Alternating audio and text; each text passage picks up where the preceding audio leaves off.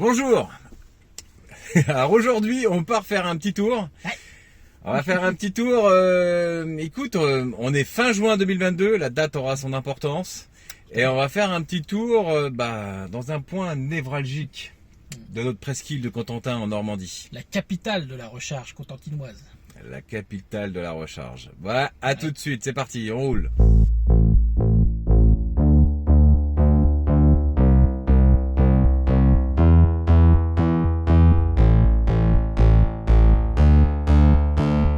Et dis-moi, mais pourquoi Valogne là, tu penses que la super recharge de Valogne, c'est la plus forte? Il y en a pas d'autres à Valogne? Ah non, il n'y a pas meilleur. Bah, Coutances? Non. Saint-Lô? Non. Cherbourg? Oh non. Ah merde, donc c'est la seule recharge rapide, véritablement rapide, dans toute la presqu'île du Cotentin, quoi. Dans toute la presqu'île Cotentin, il n'y en a une borne avec 2 prises. D'accord. Et les plus proches, sinon rapides, se situeraient où alors? C'est le superchargeur Tesla de Caen, Ouais. le chargeur Ionity de Caen, ou alors tu as des stations Ionity plus dans le sud-Manche, sur la 84. D'accord, ouais, ok. Voilà. Effectivement, ça fait pas lourd, donc écoute, on va aller voir ce point névralgique, du coup, finalement, hyper important pour ceux qui roulent en électrique. Ça peut bien dépanner de temps en temps, quand t'as pas trop le temps et que tu dois bien charger tes batteries, un chargeur rapide c'est indispensable, quoi. Faut en avoir un dans la zone.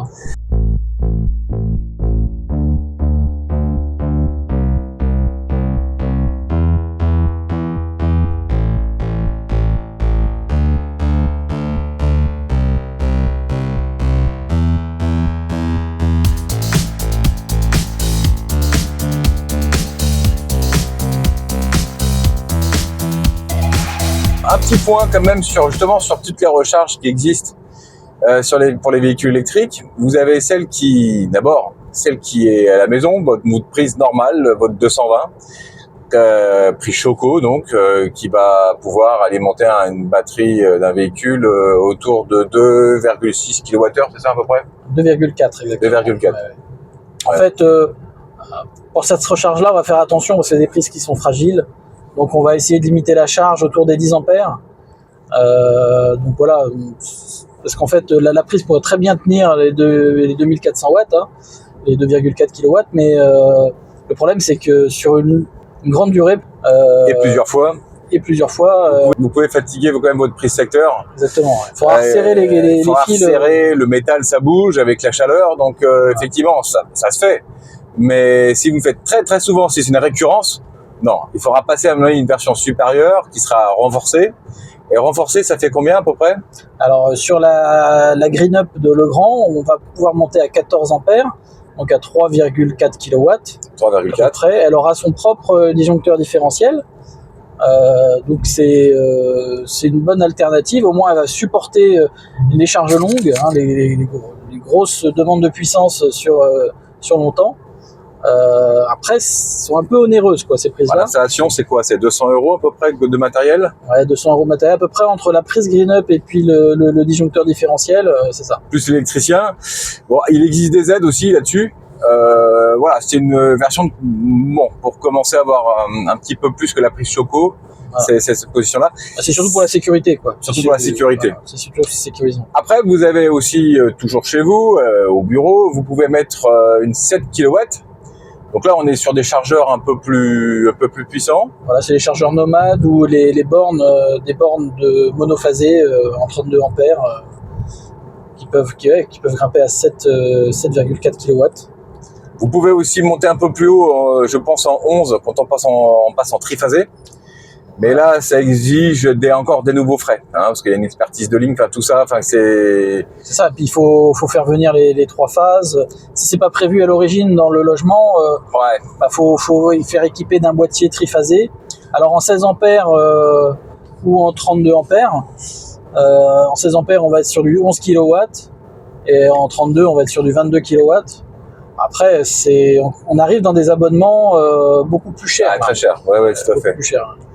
Et puis après, effectivement, sur la route, dans la ville, à la campagne, vous allez retrouver des chargeurs aussi de 11 kW, plus souvent du 22, mais du 22 splitté. Alors, donc, à diviser par 2 si vous êtes 2 véhicules.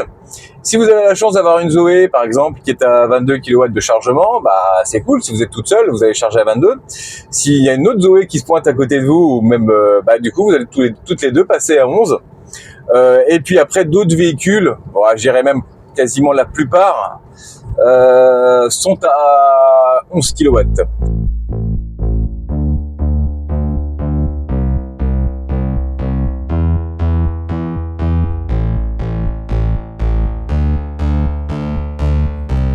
Et voilà, on arrive sur le centre névralgique du Cotentin. De la centre névralgique.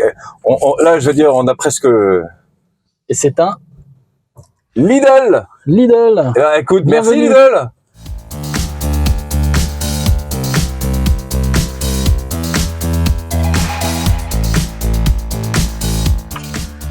Ah bah, j'ai mal au cul, moi. Oh. Donc voilà la bête. La best. La best. La folle, la best. La fête de la best. Un chargeur ABB. Voilà, chez Lidl. Et on est sur du 25 centimes du kilowatt. C'est ouais. mieux. Oui, c'est effectivement pas cher. Vraiment pas cher. Donc on va tester ça.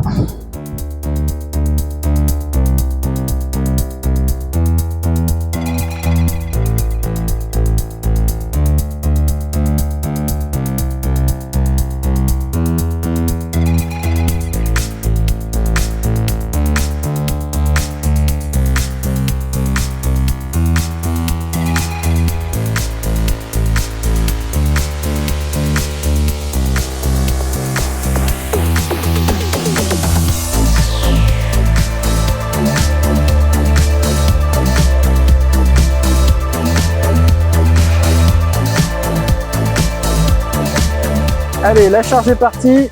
On va voir ce que ça donne dans la voiture. C'est parti. 55 kilowatts, pardon. C'est pas terrible. On n'a pas pu préconditionner la batterie. On est dépourvu de chargeurs Tesla dans la région. Mais dis-moi, William, pourquoi Valogne? Bah, tout simplement parce qu'à Valogne, il y a un Lidl, un beau magasin qui a fait un bel effort pour la mobilité électrique et pour les gens qui roulent comme nous et qui ont besoin de se recharger rapidement. Donc ils ont posé une magnifique borne de 2 fois 120 kW et ça fait plaisir.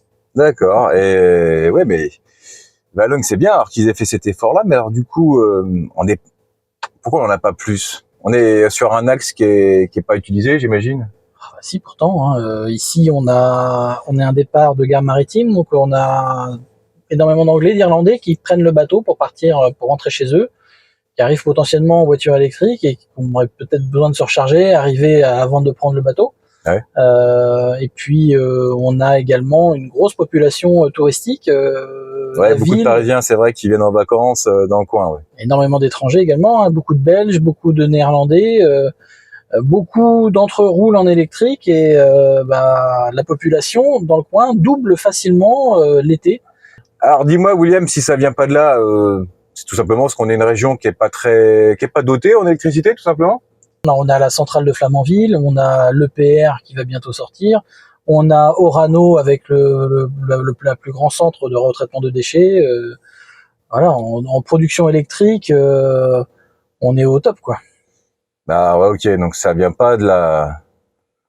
Ouais, non, ça vient pas du trafic, ça vient pas d'électricité. Alors pourquoi qu'on n'a qu'une seule recharge vraiment rapide à Valogne? Tu sais ce que ça me donne comme impression, William? Ben non. Bah moi, ça me donne l'impression d'être un gars, un randonneur, si vous voulez, qui meurt de soif à côté d'un lac potable. Ça fait bizarre quand même, hein. Bon, alors ce qu'il y a, c'est que c'est pas si... Il y a des efforts qui sont faits. Alors on a la SDEM, ici dans le coin, qui a pu intégrer dans tout notre département la Manche beaucoup de chargeurs électriques, notamment des 11 et des 22 kW, avec les eCharge 50. Bon, là-dessus, il y a eu un bel effort quand même. Ah oui, au niveau bornes de recharge alternatif, en courant alternatif, des bornes lentes, ouais. On est quand même très bien doté. Voilà. Après, est-ce que c'est bien distribué dans le centre-ville, dans les centres-villes? Bon, moi, je vois à Cherbourg, à côté de chez moi, tu vois, j'en ai 6. C'est bien. Hein. C'est pas mal, c'est pas mal. Mais après, on se dit que dans 1 an, dans 2 ans, dans 3 ans, ça sera pas assez. Bah, disons que c'est bien pour 2021, 2022, mais ça là, passe. Et là, on commence à voir pléthore de voitures électriques de toutes marques foisonnées un peu partout dans notre coin. Pour les gens qui habitent en centre-ville, je me demande comment ils vont pouvoir faire. Si on n'arrive pas à trouver le moyen de mettre des prises sur les trottoirs ou dans les lampadaires, ou alors augmenter la taille des parkings et proposer des dizaines de prises supplémentaires, pas du 22, hein, mais du 7 ou du 3 kW suffirait largement. Ouais, l'histoire que ça soit pas trop cher, parce qu'on sait que les prises de 11 et 22 sont très chères pour les agglomérations, et on sait qu'ils n'ont pas non plus des trésoreries extensibles à souhait, et les mairies et les communautés urbaines font ce qu'elles peuvent, et avec cet argent, par exemple d'une 11 ou d'une 22, on pourrait en faire plein, en 3, voire en 7, donc il y a peut-être une piste là-dessus. Une fois de plus, ce n'est que notre avis. J'ai pas besoin de claquer, vous faites, parce que ce micro il est intégré là. Ah bah oui, c'est con. Ouais, j'ai l'habitude. Non, c'est bien, j'ai l'habitude. Non, mais on débute, hein. Alors, on se moque pas, hein. Bon. On voit ma main là, on voit. Ah, nickel la prise de vue. Wow. Bon, alors simplement pour vous dire que là, on est à 67%. Voilà. Ouais, soyez indulgents parce que nos prises de vue, nos micros, nos machins, c'est le bazar, on ne comprend rien. Et puis, bah, on est à 67%, dis donc, William. Oh, incroyable, 67% en si peu de temps. Bah là, en combien de temps? En 10 minutes? Oh, j'en sais rien. Un truc comme ça, 68. On regardera.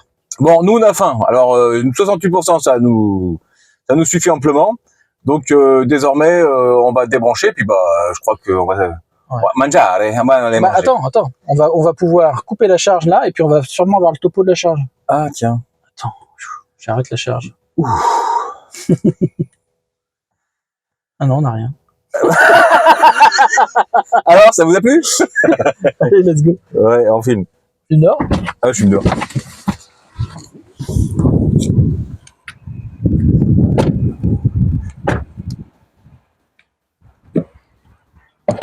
Hop. Ah merde. Qu'est-ce qu'il nous dit? C'est le temps, il y a tout. J'ai cliqué sur OK comme ça. Ah, peut-être information? Non. Non. Bon voilà, c'est bon. Bah, j'ai envie de dire, c'est fait, c'est chargé. Voilà. Donc maintenant, on va les manger. Et puis, on vous dit à très bientôt, les gars. Et puis, advienne que pourra. À plus.